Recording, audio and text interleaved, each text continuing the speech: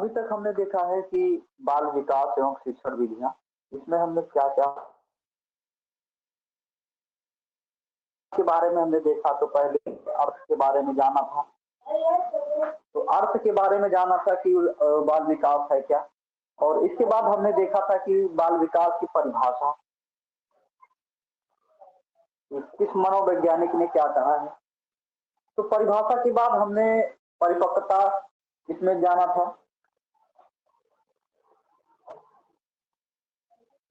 परिपक्वता के बारे में चर्चा की थी।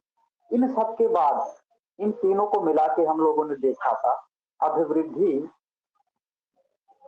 एवं विकास। अभिवृद्धि क्या है, विकास क्या है, बालक से के विकास में इनका क्या योगदान है, इसको देखा था। बाल विकास के इसके बाद हमने देखा था कि बाल विकास के सिद्धांत क्या क्या है। बाल विकास के सिद्धांत, इस पर थोड़ी सी चर्चा हुई थी। और इसके बाद हमने देखा था कि बाल विकास की अवस्थाओं के बारे में हमने चर्चा की। तो अवस्थाओं के बारे में हमने सबसे पहले देखा था भारतीय परिप्रेक्ष्य में।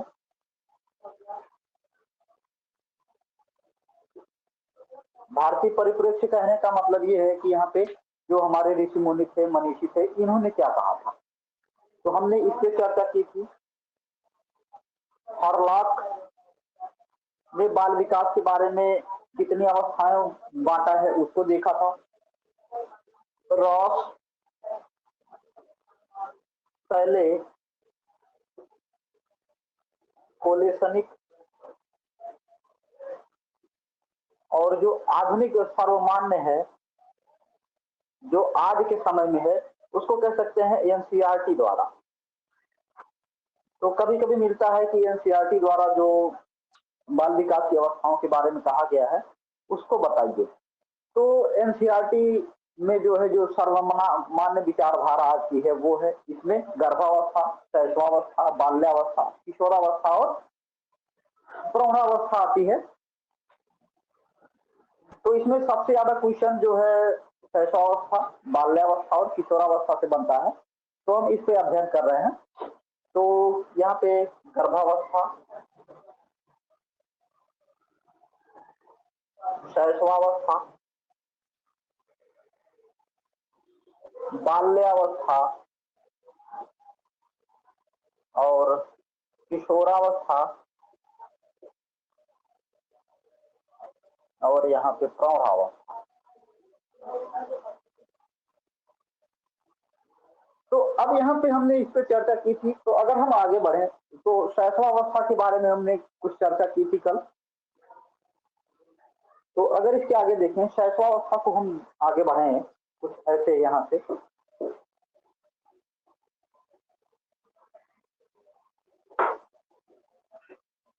तो शैशवावस्था को दो भागों में बांटा गया है। पहला है शैशव काल, दूसरा पूर्व बाल्यकाल। ये है 3 से 6, 5 या 6 वर्ष, 5 या 6 दोनों में से मिल सकता है।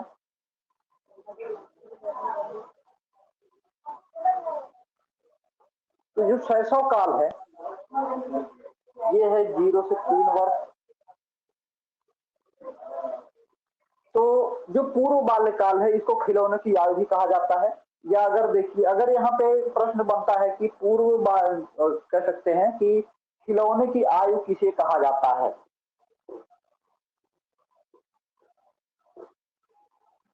खिलौने की आयु किसे कहा जाता है। तो इसका में अगर पहला ऑप्शन है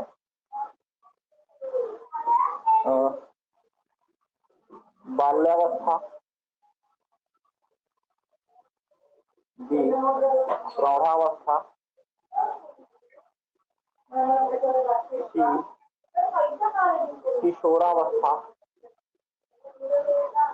डी पूर्व बाल्यावस्था। या फिर यहीं पे मिल सकता है शैशवावस्था। तो शैशवावस्था और बाल्यावस्था, प्रौढ़ावस्था, किशोरावस्था, तो इसमें से ऑप्शन होगा डी, पूर्व बाल्यावस्था। अगर मान लीजिए पूर्व बाल्यावस्था और शैशवावस्था दोनों साथ में दिए हों तब किस पर लगाएंगे? तब इसमें जो सबसे ज्यादा सही होता है वो पूर्व बाल्यावस्था होता है। कुछ होते हैं, कुछ सही होते हैं, कुछ ज्यादा सही होते हैं। सही तो दोनों है, लेकिन उसमें से जो ज्यादा सही है वो पूर्व बाल्यावस्था होता है। तो इसलिए ऑप्शन जो है वो पूर्व बाल्यावस्था पर ही लगाना। तो अब देखते हैं कि शैशव, यहाँ पे शैशवावस्था के बारे में क्या हुआ था।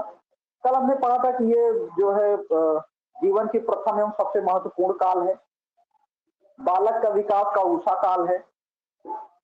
इसके कुछ हमने अन्य नामों के बारे में भी चर्चा की थी, और कुछ मनोवैज्ञानिकों, शरीर शास्त्रियों के अनुसार हमने इसे कथन देखे थे। जैसे अगर हम FM गुफानोला की बात करें तो उन्होंने कहा था कि 2 से 6 वर्ष के जो बच्चे होते हैं, ये लकड़ी की, अगर इन्हें कुछ लकड़ी के टुकड़े दे दिए जाए तो ये कुछ ना कुछ बना लेते हैं।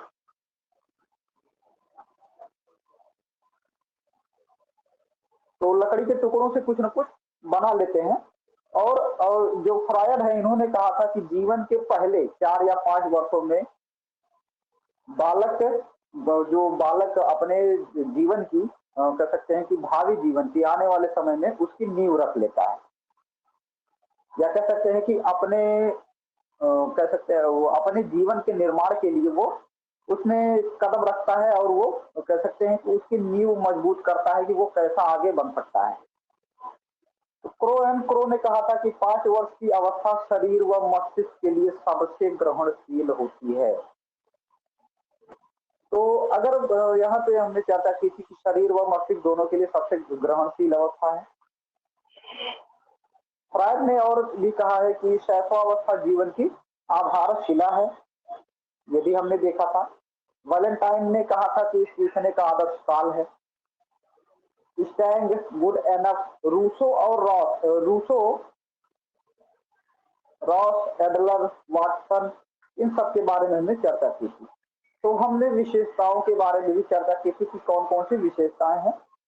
तो इसमें जैसे बालक अपरिपक्व होते हैं, जिज्ञासा की प्रवृत्ति होती है, शरीर एवं मानसिक विकास तीव्र गति से होते हैं, दूसरे शिशुओं के प्रति रुचि रखते हैं, क्षणिक मित्रता होती है, नैतिक व सामाजिक भावना नहीं होती है, उसका अभाव पाया जाता है, संवेगों का प्रदर्शन करते हैं, जैसे भय हो गया, क्रोध हो गया, प्रेम हो गया, स्वकेंद्रित एवं स्वार्थी होते हैं, कहानियां सुनते भी और सुनाते भी हैं, 2 वर्ष की आयु तक मूलभूत विसर्जन, कह सकते हैं कि मूलभूत विसर्जन के संकेत देते हैं। और इसमें जो सबसे इंपॉर्टेंट होता है, सुनना, लिखना, पढ़ना, नहीं, सुनना, बोलना, पढ़ना और लिखना, ये क्रम याद रखना है। पहले सुनते हैं, फिर बोलते हैं, फिर पढ़ते हैं और उसके बाद लिखना शुरू करते हैं। अगर बात करें मॉन्टेसरी पद्धति में, तो उसमें सुनते हैं, बोलते हैं, लिखते हैं, फिर पढ़ते हैं उसके अनुसार। तो ये जो क्रम होता है LSRW, अगर मॉन्टेसरी पद्धति के अनुसार प्रश्न में आए, एग्जाम में पूछे, तो LSWR, बस यही क्रम याद रखना है। ये सर्वमान्य है, ये केवल मॉन्टेसरी पद्धति में है। Listening, speaking, writing and reading, या कह सकते हैं सुनना, बोलना, लिखना और पढ़ना, ये मॉन्टेसरी पद्धति में है। और ये यहाँ से सुनना, बोलना, पढ़ना और लिखना, ये सर्वमान्य विचारधारा है। तो विशेषताओं के बाद हम देखते हैं कि उसका शारीरिक विकास कैसे होता है। और अगर हम अवस्था में बात कर रहे हैं, शैशवावस्था में, तो शैशवावस्था में जो सबसे पहले बालक का जन्म होता है, क्योंकि यहाँ पे देख रहे हैं 0 से 3 वर्ष, जन्म से लेकर 3 वर्ष तक का जो शैशव काल माना जाता है। और 3 से 5 वर्ष जो होता है उसको पूर्व बाल्यावस्था है। और इसमें जो 3 से 5 या 6 वर्ष में उसके बाल्यावस्था के भी कुछ गुण मिलते जाते हैं, या कह सकते हैं कि शैशवावस्था और बाल्यावस्था में के मध्य जो जोड़ने का कार्य करता है, या संक्रमण काल कितने वर्ष का होता है, उसकी समयावधि क्या है। तो अगर संक्रमण काल पूछा जाता है कि शैशवावस्था और बाल्यावस्था के बीच में, वो 3 से 5 या 6 वर्ष होता है। तो अगर यहाँ से हम बात करें शारीरिक विकास की, शैशवावस्था में बालकों के शारीरिक विकास की अगर हम बात करें,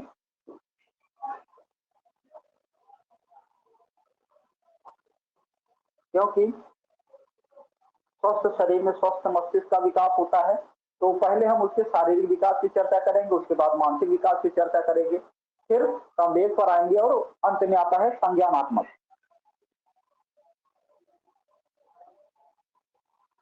तो हम देखते हैं कि शारीरिक विकास उसका कैसे कैसे होता है। तो इसमें हम क्रम से चलेंगे। सबसे पहला नंबर आता है भार। अब इसमें हम देखेंगे कि बालक का शारीरिक विकास क्रम में सबसे पहला भार कितना होता है जन्म के समय। तो इसमें देखें, अगर हम लड़के लड़कियों दोनों के साथ में चलते हैं तो लड़कों का भार लड़कियों की तुलना में अधिक होता है। तो लड़कों का जो भार होता है लड़कियों की तुलना में अधिक होता है। तो लड़कों का भार अगर पूछा जाए कितना होता है, ये होता है लगभग 7.15 पाउंड। ये बराबर होता है और 3.24 किलोग्राम। ये लड़कों का भार है। और अगर यहाँ पे देखें, लड़कियों का जो भार होता है वो 7.12 पाउंड होता है लगभग। इससे थोड़ा सा ज्यादा भी हो सकता है, कम भी हो सकता है, ये लगभग होता है। और ये 7.12 पाउंड जो है ये होता है 3.229 किलोग्राम के बराबर। तो अगर जो नवजात शिशु है उसके भार की अगर हम वजन करें, अगर लड़कों का सामान्य भार जो है वो 7.15 पाउंड, अगर किलोग्राम में देखना है तो 3 किलोग्राम होता है। और लड़कियों का भार 7.12 पाउंड या 3.229 किलोग्राम होता है। तो यहाँ से हम देखते हैं लड़कों का जो भार है वो लड़कियों की भार की तुलना में अधिक होता है। तो अगर यहाँ से प्रश्न पूछता है, या तो अलग अलग पूछेगा या तो ऐसा भी पूछ सकता है कि शिशुओं का औसत भार कितना होता है।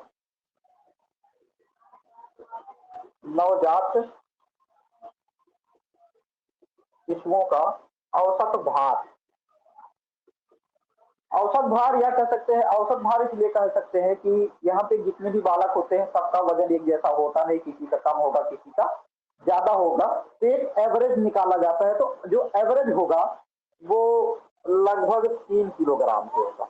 यहाँ पे 2.243 जो किलोग्राम है, इसको थोड़ा सा छोड़ दिया जाता है। ये लगभग है 3 किलो के आसपास ही रहते हैं। थोड़ा सा कम भी हो सकता है और थोड़ा सा ज्यादा भी हो सकता है। तो ये हो गए भार के बारे में। अगर हम इसके बाद बढ़ते हैं तो पहले वजन होता है, उसके बाद जो उसके शरीर की लंबाई नापी जाती है। अगर हम लंबाई की बात करें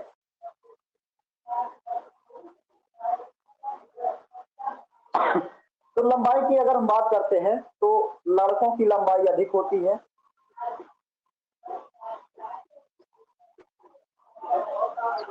लड़कों की लंबाई अधिक होगी लड़कियों की तुलना में। और कितनी कितनी होती है, हम जन्म के समय की बात कर रहे हैं। तो जन्म के समय जो लड़के की भार होती है या बालक की लंबाई होती है, बालक की लंबाई ये होती है 20.5 इंच। अगर सेंटीमीटर में पूछता है तो इसी में हम 2.54 से गुणा कर देंगे तो जो कुछ भी आएगा ये सेंटीमीटर में होता है। ये गुणा करके खुद से देख लीजिएगा।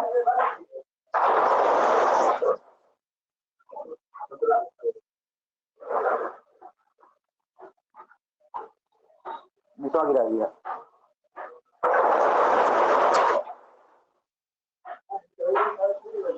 जन्म के समय बालक की जो लंबाई होती है वो 20.5 इंच होती है। और वो अगर उसमें हम 2.54 से गुणा कर देते हैं वो सेंटीमीटर में आएगा। अगर बालिका की लंबाई की बात की जाए या जो नवजात बालिका है उसकी अगर लंबाई की बात की जाए,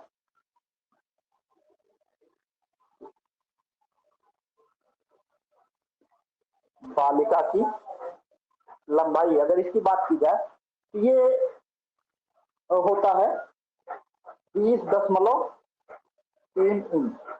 अगर इसमें हम 2.54 से गुणा कर दें तो ये हो जाएगा सेंटीमीटर में।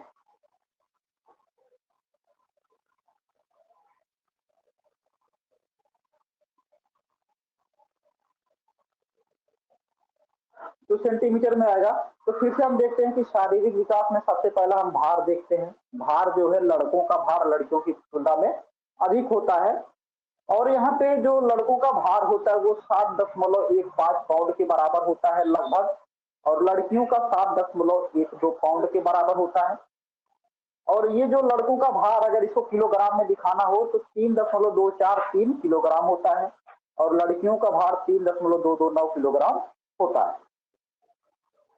तो उसके बाद हम देखते हैं लंबाई। लंबाई जो है लड़कों की अधिक होती है, लड़कियों की तुलना में कितनी अधिक होती है? अगर जन्म के समय जो बालक है उसकी लंबाई 20.5 इंच होती है, या कह सकते हैं 20.5 इंच, और बालिका की जो लंबाई होती है 20.3 इंच होती है। तो उसको अगर सेंटीमीटर में दोनों में पूछता है तो 2.54 से गुणा कर देंगे तो सेंटीमीटर में आएगा। तो अगर हम देखें इसके बाद हम देखते हैं मस्तिष्क।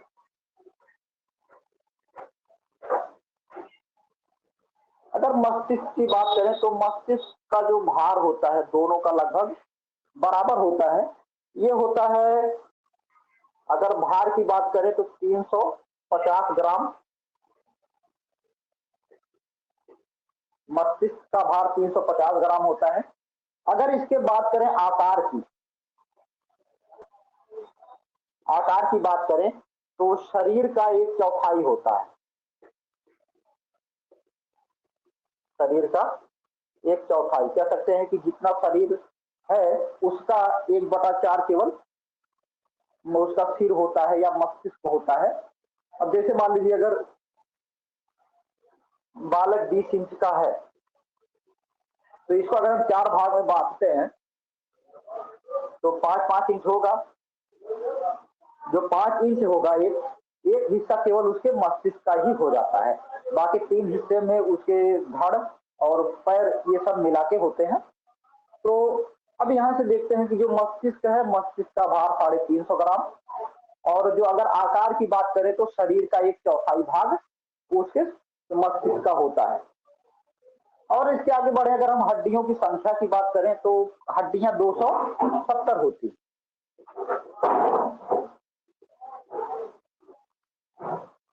हड्डियों की बात करें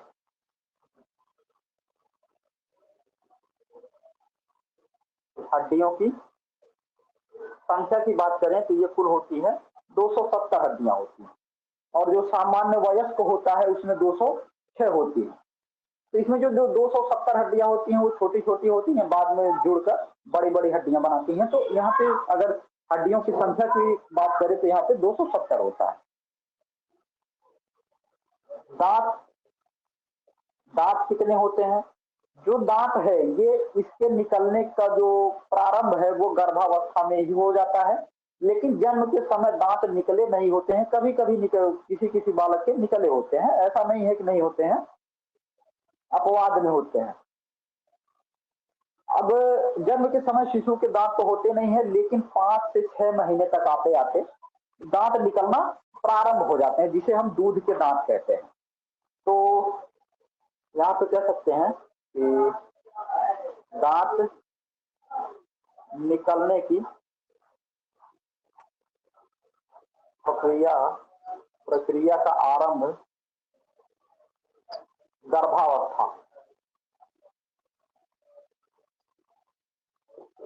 गर्भावस्था में हो जाता है, या कह सकते हैं गर्भावस्था से हो जाता है। दांत निकलने की प्रक्रिया का आरंभ गर्भावस्था से ही होता है।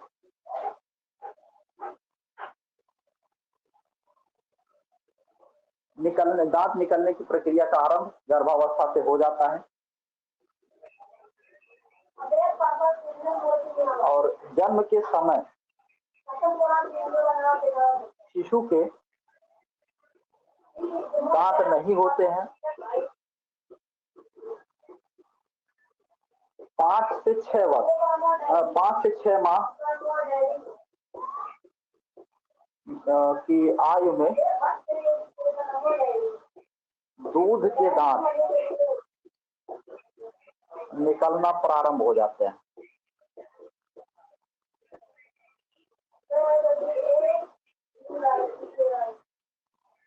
दांत निकलना प्रारंभ हो जाते हैं।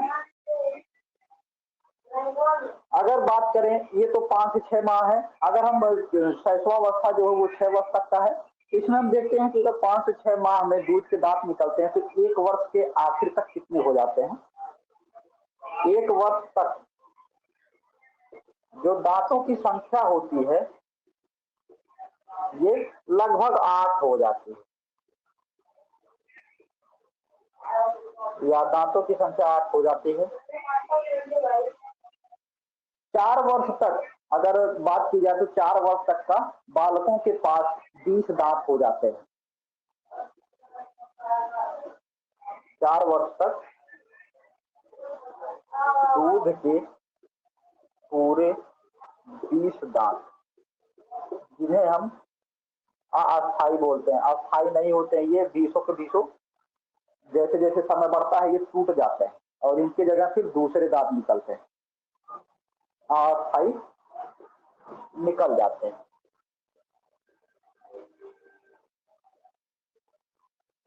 इन 20 दांतों के अलावा जो दांत निकलते हैं वो टूटते नहीं है। और देखिए, दांत के बारे में फिर से देखते हैं कि जो दांत निकलने की प्रक्रिया है इसका जो आरंभ होता है वो गर्भावस्था से ही हो जाता है। और जन्म के समय देखते हैं कि शिशु के दांत निकले नहीं होते हैं, अपवाद में होते हैं। जैसे अगर बात किया जाए कि तुलसीदास जी का अगर नाम लिया जाए तो कहते हैं कि उनके दांत निकले थे। और जन्म के समय शिशु के दांत होते नहीं है। 5 से 6 माह की आयु में दूध के दांत निकलना प्रारंभ हो जाते हैं। किसी किसी के थोड़ा सा लेट होता है, किसी का 5 से 6 में निकलना शुरू हो जाता है। 1 वर्ष तक की दांतों की संख्या कुल 8 हो जाती है। ये सामान्य बालकों की, जिसकी जो कह सकते हैं कि शारीरिक विकास है वो सामान्य दशा में चल रही है, उसकी बात हो रही है। किसी किसी अगर मान लीजिए कुपोषण हो गया तो इसमें ये सब प्रक्रिया डिले हो जाती है, इसमें देर हो जाती है। तो 4 वर्ष तक के दूध के पूरे 20 दांत या अस्थायी दांत हो जाते हैं। अब इसके बाद हम देखते हैं धड़कन, उनके जो हृदय गति होती है वो कितनी होती है। तो धड़कन की बात करें तो अगर कोई भी शिशु है उसको देखते हैं, उसका जो हृदय होता है वो बहुत जल्दी जल्दी पंप करता है, या जो उसके सर्कुलेशन, ब्लड सर्कुलेशन की कार्य है वो बहुत जल्दी जल्दी करता है। तो यहाँ पे अगर हम बात करें धड़कन की, जन्म के समय या कह सकते हैं लगभग 1 माह तक का 140 बार प्रति मिनट, 1 मिनट में 140 बार धड़कता है। और ये धीरे धीरे कम होता चला जाता है और 5 या 6 वर्ष तक आते आते, या कह सकते हैं शैशवावस्था खत्म होते होते तक ये 100 तक का पहुंच जाता है। और उसके आगे धीरे धीरे ये कम होते किशोरावस्था तक आते आते 72 बार प्रति मिनट हो जाता है। तो हम केवल अभी शैशवावस्था की बात कर रहे हैं। तो यहाँ पे कह सकते हैं कि 6 वर्ष के समय 100 बार प्रति मिनट हो जाता है। अब यहाँ से शारीरिक विकास में बस इतना ही देखना था। पहले उसके भार के बारे में, लड़कों का भार लड़कियों की तुलना में अधिक होता है। लंबाई की अगर बात करें तो लड़कों की लंबाई लड़कियों की लंबाई की तुलना में अधिक होता है। मस्तिष्क का जो भार है वो अगर भार की बात करें तो 350 ग्राम। और अगर उसके आकार की बात करें शरीर की तुलना में, तो शरीर अगर मान लीजिए 4 भाग में बांट दिया जाए तो उसमें से 1 भाग केवल मस्तिष्क का ही रहता है। अगर हड्डियों की बात करें तो नवजात शिशुओं में कुल हड्डियां होती हैं 270। और दांत की अगर बात करें तो दांत निकलना का प्रारंभ जो है वो गर्भावस्था से ही हो जाता है, लेकिन जन्म के समय दांत निकले नहीं होते हैं। 5 से 6 माह की आयु तक आते आते उनमें दूध के दांत निकलना शुरू हो जाते हैं। 1 वर्ष के अंत तक आते आते इसमें 8 दांत हो जाते हैं और 4 वर्ष तक पूरा होते होते कुल 20 अस्थायी दांत हो जाते हैं। और जो धड़कन की बात किया जाए तो जन्म के समय धड़कन 140 बार प्रति मिनट, या कह सकते हैं कि 1 मिनट में 140 बार उनका हृदय धड़कता है। और 6 वर्ष तक आते आते, या कह सकते हैं कि 0 से लेकर 6 वर्ष तक का अगले 5 वर्षों में या 6 वर्षों में 100 तक का आ जाता है, कम होके तो 100 बार प्रति मिनट हो जाता है। तो अगर इसके आगे हम बात करें मानसिक विकास, तो बच्चे का मानसिक विकास कैसा होता है तो उसके बारे में विभिन्न मनोवैज्ञानिकों का कथन है। तो सबसे पहले देखते हैं मानसिक विकास है क्या।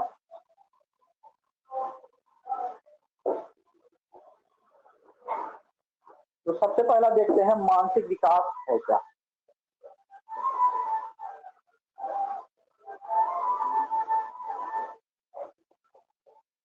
जेम्स ड्रेवर ने मानसिक विकास के बारे में क्या कहा है।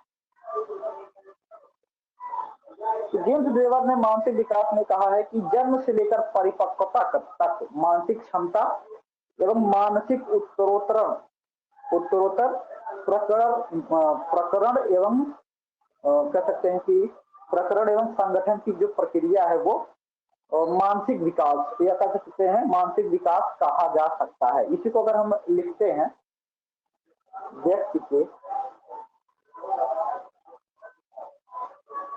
जन्म से परिपक्वता तक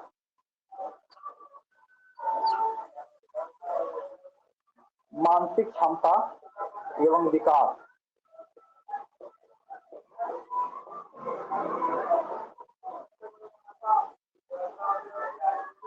मानसिक क्षमता एवं मानसिक उत्तरोत्तर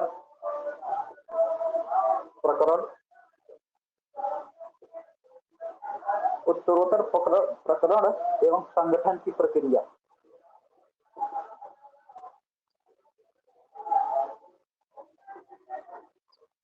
एवं संगठन की जो प्रक्रिया है इसे ही मानसिक विकास कहा जाता है। तो मानसिक विकास कहा जा सकता है या कहा जाता है। अब इसमें थोड़ा सा समझते हैं इन्होंने ऐसा क्यों कहा। व्यक्ति के जन्म से परिपक्वता तक जब वो जन्म लेता है तो उसके पास कुछ होता नहीं है, वहां से वो सीखना प्रारंभ करता है और सीखते सीखते एक ऐसी स्थिति आती है वो परिपक्व हो जाता है। परिपक्वता तक मानसिक क्षमता, उसकी मानसिक क्षमता कितनी है एवं मानसिक उत्तरोत्तर प्रकरण, तो उसके जो मानसिक विकास है वो मानसिक विकास सीधा नहीं होता है। मानसिक विकास अगर एक ग्राफ बनाया जाए तो यहाँ से 0 से शुरू होकर के ऐसे धीरे धीरे धीरे धीरे बढ़ता रहता है, ऐसे ये नीचे नहीं आता है, वो कुछ न कुछ हमेशा सीखता रहता है और जो सीखता रहता है पीछे उसी का अनुभव लेकर और ज्यादा ही सीखता है। मानसिक क्षमता एवं मानसिक उत्तरोत्तर प्रकरण एवं संगठन, अब वो जो सीखता रहता है उसको संगठित करता रहता है या संग्रहित करता रहता है और जो ये प्रक्रिया है उसे ही मानसिक विकास कहा जाता है। तो अगर इसके बारे में देखा जाए तो जो मनोवैज्ञानिक है उन्होंने बालकों के विकास में या कह सकते हैं शैशवावस्था की अवस्था में मानसिक विकास के बारे में क्या कहा है, हम उसको देखते हैं।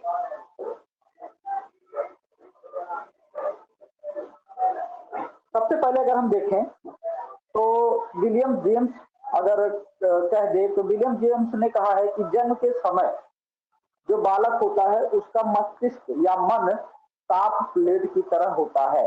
तो अगर इसको देखा जाए विलियम जेम्स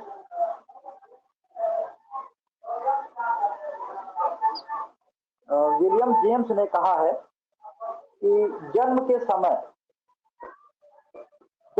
बालक का जन्म तो होता है लेकिन उसके पास कुछ होता नहीं है अपना सिवाय भूख और रोने के। वो धीरे धीरे उसके बाद सीखना शुरू करता है। तो इसके बारे में कहा है कि जन्म के समय बच्चे का मन या मस्तिष्क साफ प्लेट की तरह होता है, साफ प्लेट की तरह होता है, जिस पर हम जो कुछ भी चाहे वो लिख सकते हैं या जो कुछ भी बनाना चाहे वो बना सकते हैं। रूसो ने क्या कहा है? रूसो ने कहा है कि बालक का मन कोरा कागज होता है, बालक का मन कोरा कागज होता है। इसी को उन्होंने अगर प्रतिपादित करते हुए या इसी को प्रमाणित करने के लिए रूसो ने कहा है कि तुम मुझे बालक, एक बालक दो, तुम जैसा बोलोगे मैं उसे वैसा ही बना के दूंगा तुम्हें। प्लेटो ने कहा है बालक का मस्तिष्क कोरा स्लेट होता है। अब यहाँ पे देखो, अगर इन तीनों की बात की जाए तो विलियम जेम्स ने कहा है कि बच्चे के समय, जन्म के समय बच्चे का मन साफ स्लेट, मन साफ स्लेट की तरह होता है। और रूसो ने कहा है कि बालक का मन कोरा कागज होता है। प्लेटो ने कहा है मस्तिष्क कोरा स्लेट होता है। तो अगर इन तीनों से आए तो जो जेम्स के लिए साफ प्लेट और रूसो के लिए कोरा कागज और प्लेटो के लिए कोरा स्लेट। जॉन लॉक ने कहा है कि बालक का मस्तिष्क कोरा कागज होता है जिस पर अनुभव लिखता है। अगर इसके आगे हम बढ़े, जॉन लॉक,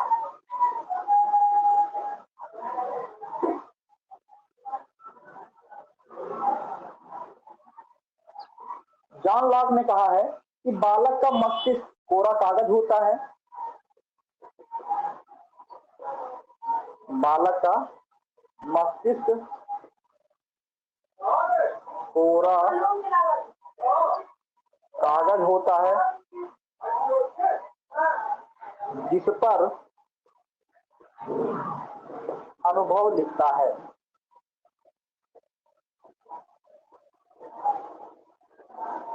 जो बालक है उसके बारे में कहा है कि मस्तिष्क पूरा कागज होता है और इस पर अनुभव लिखता है।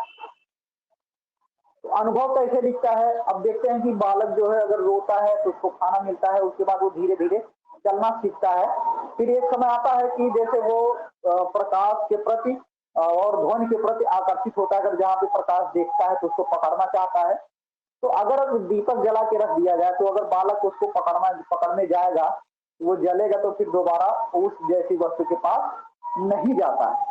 तो धीरे धीरे उसको अनुभव प्राप्त होता है। इसलिए कह सकते हैं कि उस पर अनुभव लिखता है, ना कि माता पिता उसके लिखते हैं। वो जो कुछ भी देख कर सीखता है या करके सीखता है वो उसका अनुभव होता है। अगर आगे देखें, सोरेनसन ने क्या कहा है? सोरेनसन ने कहा है कि बालक जैसे जैसे बालक की आयु बढ़ती रहती है उसका मानसिक विकास वैसे ही बढ़ता रहता है। तो कह सकते हैं कि जो बालक की आयु है वो मानसिक विकास के प्रोपोर्शनल या कह सकते हैं अनुपाती हो, समानुपाती होता है या अनुक्रमानुपाती होता है। जैसे जैसे दिन प्रतिदिन बालक की आयु बढ़ती है,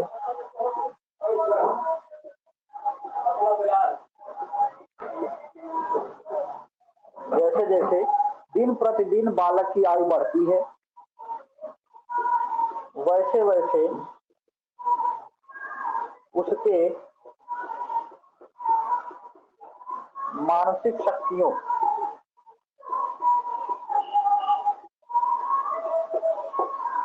जैसे जैसे दिन प्रतिदिन बालक की आयु बढ़ती रहती है वैसे वैसे उसके मानसिक शक्तियों का विकास भी तीव्र हो जाता है।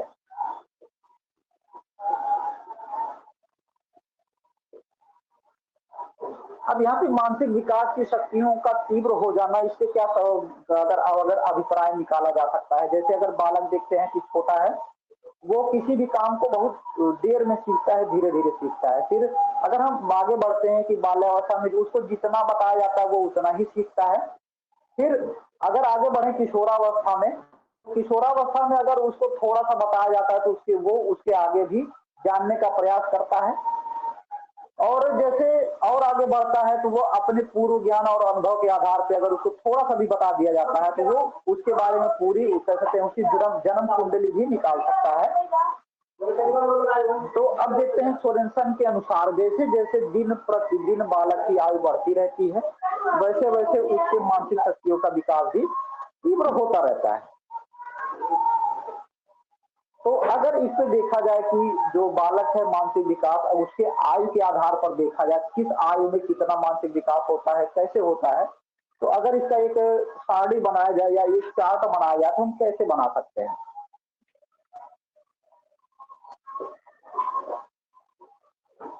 तो अगर एक टेबल बनाना हो तो इसके दो भाग करना है। सबसे पहला भाग इधर करना है आयु, और इधर करना है मानसिक विकास।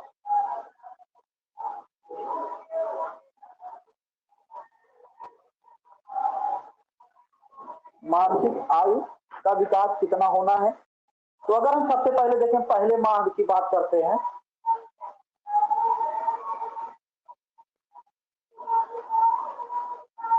पहला माह या पहले महीने में उसके पास क्या क्या होता है अपना, वो क्या क्या करता है, उसका मानसिक विकास कितना होता है।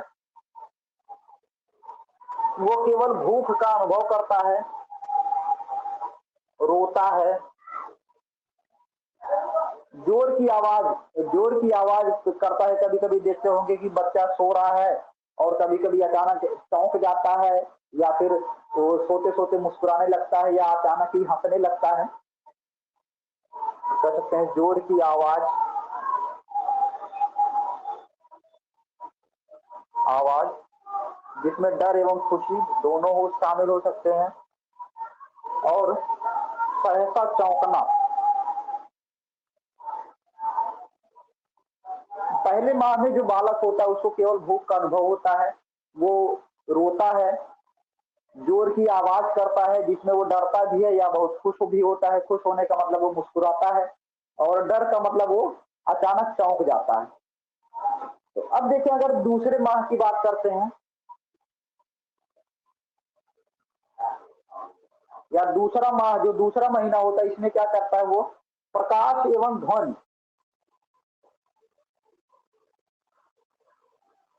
के प्रति आकर्षित होता है।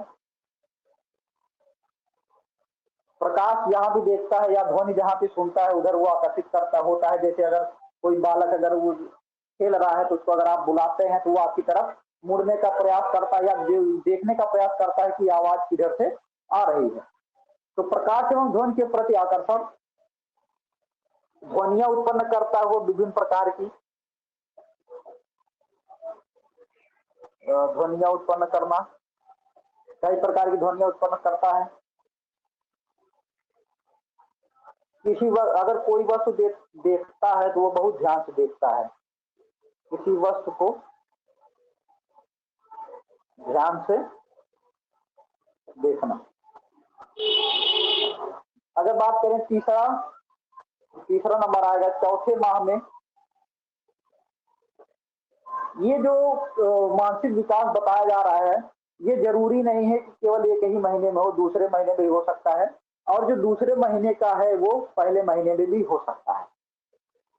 तो ये एक कह सकते हैं कि औसत बताया जाता है कि कितने महीने का बालक ये क्रियाएं करता है। तो हम आगे बढ़ते हैं। अगर चौथे माह की बात करें तो इसमें वो वस्तुओं को पकड़ना सीखता है, वस्तुओं को पकड़ना। अगर कुछ पकड़ाते हैं तो वो पकड़ना सीखता है। अगर कोई परिचित व्यक्ति आता है जिसे वो पहचान रहे हो, परिचित को देखकर मुस्कुराता है।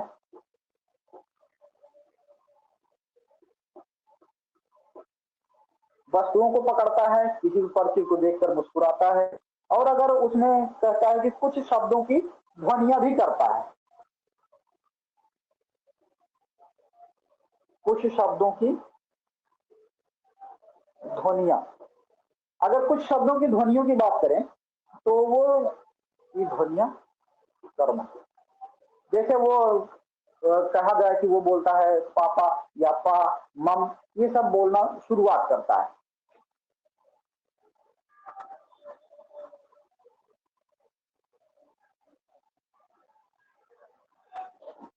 तो चौथे माह में वो वस्तुओं को पकड़ना सीखता है या पकड़ता है, परिचित को देखकर मुस्कुराता है, कुछ शब्दों की ध्वनियां करता है।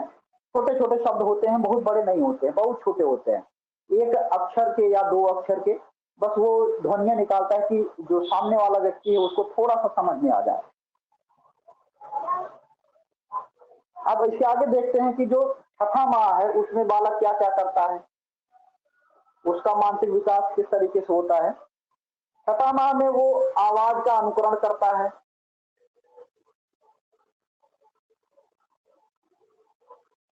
अगर आवाज अगर कोई करता है तो उसका अनुकरण करता है। अगर वो बैठा हुआ है तो अगर आप बुलाते हैं तो आपकी आवाज सुनकर आपकी तरफ जाता है, तो वो उसका अनुकरण करता है।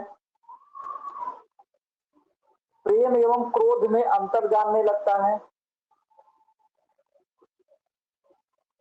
प्रेम एवं क्रोध में अंतर, आपने देखा होगा कि अगर बालक है, अगर उसको आपके पास रखा जाए, अगर आप गुस्से में है तो आपके पास वो जाता नहीं है, और अगर आप खुशी से हैं तो आपके पास वो भागा चला आता है।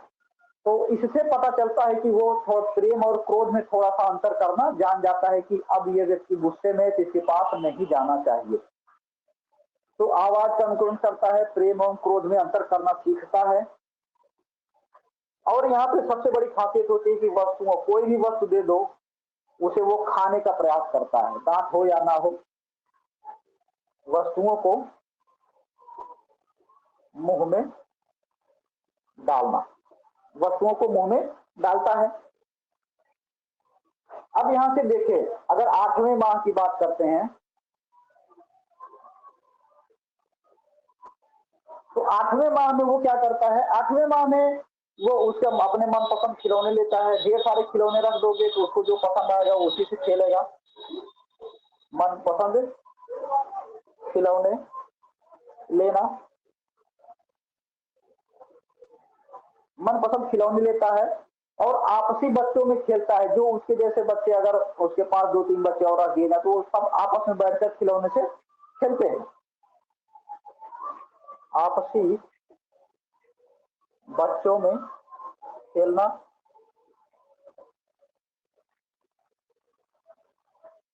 अब यहाँ पे अगर देखें 10वां माह, वो 10वें माह तक आते आते क्या क्या कार्य करने लगता है। 10वें माह तक आते आते देखते हैं वो घुटनों के बल चलना सीख जाता है, या कुछ खड़े भी होना सीख जाते हैं। घुटनों के बल चलना, वो इतना सीख लेता है कि अपने घुटनों के बल यहां से वहां, दूसरी एक जगह से दूसरी जगह जा सके। दूसरों की गतिविधियों का अनुकरण करता है। दूसरों की गतिविधियों का अनुसरण,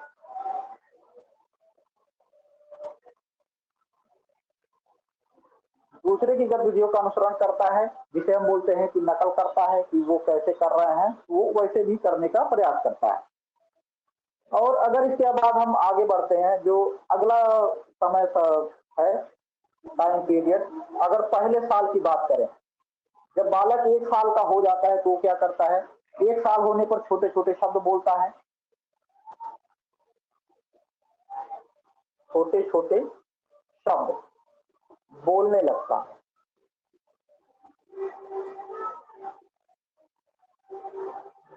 छोटे छोटे शब्द बोलने लगता है। जैसे अगर शब्दों की बात की जाए तो जैसे मामा, पापा, चाचा, नाना, ये सब कहना सीख जाता है। ये पहले साल की है। जब 1 साल का वो हो जाता है तो उसकी गतिविधियां पूरी देख लेते हैं फिर से।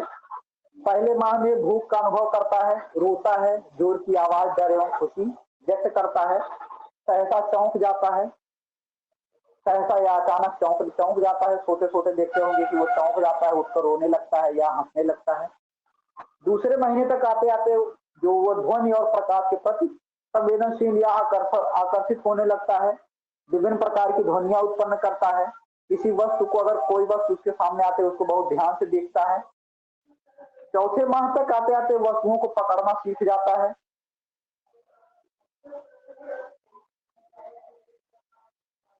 वस्तुओं को पकड़ना सीख जाता है, परिचित को देखकर मुस्कुराता है, कुछ शब्दों की ध्वनियां करता है और आवाज। और छठवें माह में हम देखते हैं कि आवाज का अनुकरण करता है, प्रेम एवं क्रोध में अंतर करना सीख जाता है।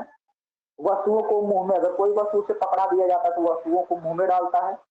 आठवें माह में वो अगर विभिन्न प्रकार के खिलौने रख दिए जाते हैं, जो उसको पसंद होगा वही खिलौना उठाता है, उसी से खेलेगा, बाकी किसी से नहीं खेलता। आपसी बच्चों के साथ खेलता है। और 10वें माह तक आते आते घुटनों के बल चलने लगता है, दूसरों की गतिविधियों का अनुसरण करता है और 1 साल तक होते होते वो छोटे छोटे शब्दों को बोलना सीख जाता है। तो अब देखते हैं कि जो दूसरा वर्ष है, दूसरे वर्ष में क्या क्या करता है वो। ये सब क्रियाएं उस समय विकास क्या है वो शुरू करता है रोने से और भूख के अनुभव से शुरू करके साल भर तक आते आते शब्दों को बोलना सीख जाता है। अब यहां से देखते हैं कि दूसरे वर्ष में क्या करता है।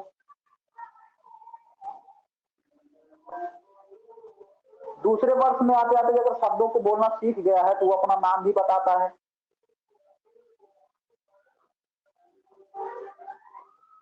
अपना नाम बताता है।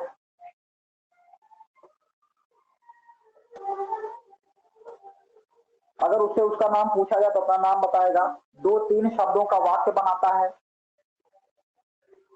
2-3 शब्दों का वाक्य बनाता है। अगर बात करें तीसरे साल की तो 3 वर्ष तक आते आते क्या करने लगता है। तो 3 वर्ष तक आते आते अगर उसको संख्याओं के बारे में सिखाया जाए तो वो संख्याओं को दोहराता है। संख्याओं को दोहराता है। 5 से 7 शब्दों का वाक्य बनाता है। पहले दूसरे साल में अपना नाम बताएगा, 2-3 शब्दों का वाक्य बनाता है और तीसरे साल में संख्याओं को दोहराता है, 5 या 7 शब्दों का वाक्य बनाना सीख जाता है। और अगर इसके बाद आगे बढ़े तो चौथे साल में वो क्या करता है। चौथे साल में वो छोटे बड़ों की समझ उसके अंदर विकसित हो जाती है।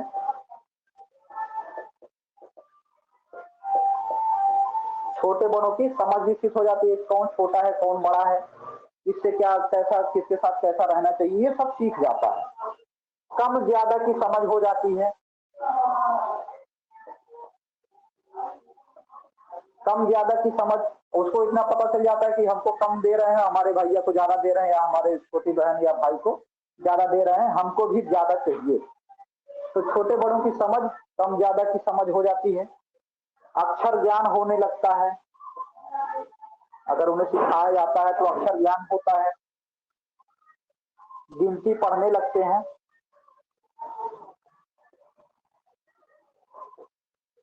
अब अगर आगे बढ़े तो 5वें साल तक आते आते क्या करते हैं। बात करें 5वां वर्ष, तो 5वां वर्ष में रंगों को पहचानते हैं, कौन से रंग का है। रंगों को पहचानने लगते हैं। बड़े वाक्यों को बोलना सीख जाते हैं। अगर आप उनसे कुछ कहावतें, बड़े वाक्य हैं तो वो भी कह ले जाते हैं को बोलना। अपना नाम भी लिखने लगते हैं। 5वें साल में वो रंगों को पहचानते हैं, बड़े वाक्यों को बोलने लगते हैं, अपना नाम भी लिखने लगते हैं। तो जो शैशवावस्था का आखिरी वर्ष है,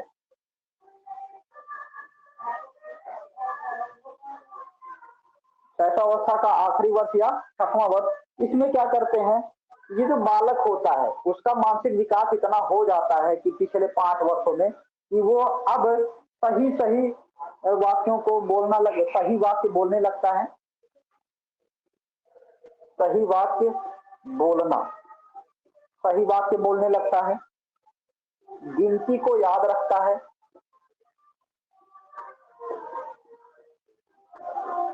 गिनती याद रखता है, सही वाक्य में उत्तर देता है,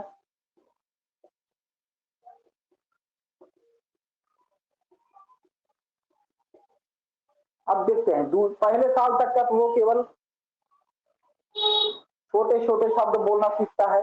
उसके बाद दूसरे साल तक पूरा होते होते वो अपना नाम बताता है, 2-3 शब्दों का वाक्य बनाने लग जाता है। फिर तीसरे साल के अंत तक संख्याओं को दोहराने लगता है, 5 से 7 शब्दों का वाक्य बनाने लगता है। चौथे साल में छोटे बड़ों की समझ उसके अंदर विकसित हो जाती है, कम ज्यादा की समझ भी विकसित हो जाती है, अक्षर ज्ञान और गिनती भी पढ़ने लगता है। 5वें वर्ष तक आते आते वो रंगों को पहचानना भी सीख जाता है कि कौन से रंग का ये वस्तु है। बड़े वाक्यों को बोलने लगता है, अपना नाम लिखने लगता है। और 6वें वर्ष तक आते आते वो सही वाक्य बोलने लगता है और गिनती को याद भी रखने लगता है। और अगर उसे कोई प्रश्न पूछा जाता है तो उसका उत्तर वो सही वाक्य में देता है। तो ये था आज का मानसिक विकास 6वां अवस्था में। तो इसके आगे चर्चा करेंगे संवेगात्मक विकास की कल की क्लास में। आज के लिए बस इतना ही।